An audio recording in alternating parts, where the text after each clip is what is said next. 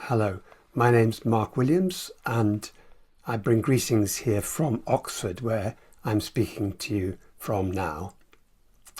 So the question is, how can we find peace in any moment? How do I find peace in any moment? Peace can be so elusive. When we feel overwhelmed, I have a number of ways that I keep ready to hand. So I'll tell you maybe about some of those things that any of us can do, and then maybe finish with a blessing by the Irish priest and poet John O'Donoghue. So first, I find it helpful to bring my attention to my mood by asking, what's the weather pattern in body and mind in this moment? Is my body constricted and frowny? Am I stuck in a worry loop, brooding about stuff that's happened or might happen? I mean, given the state of the world, most of us find that at some point in any 24 hours, our mood will darken. And for many of us, it's not just the international news, but the tragedies and losses that we're facing in our personal lives. And when any mood is low, I find for myself it can drag with it lots of extra stuff.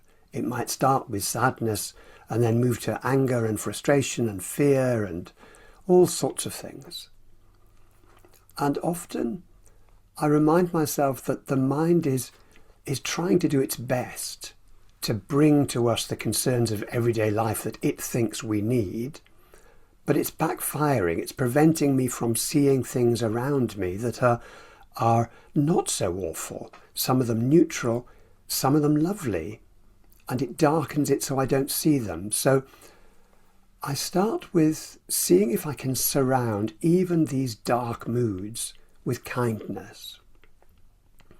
At first, by recognizing what's happening, saying to myself, here is frustration.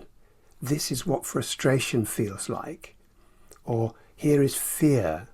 This is what fear feels like. And then I find myself intentionally taking a pause and asking, what else is here?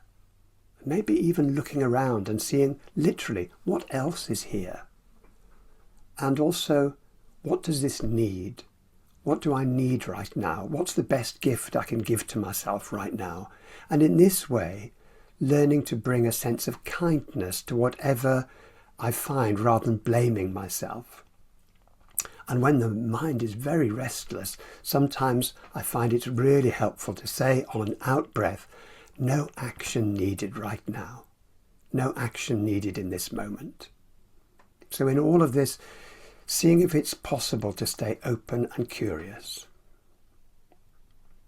So my prayer at this time for us all is that in a world bent low in despair and confusion, each of us may find a way to cultivate kindness towards the pain we bear, a kindness that can be for us the ground of hope. So maybe now let's move into the silence, taking with us this blessing. May all our fears be met with tenderness. May all that is unforgiven in us be released. May all that is unlived in us blossom into a future graced with love. Bless you.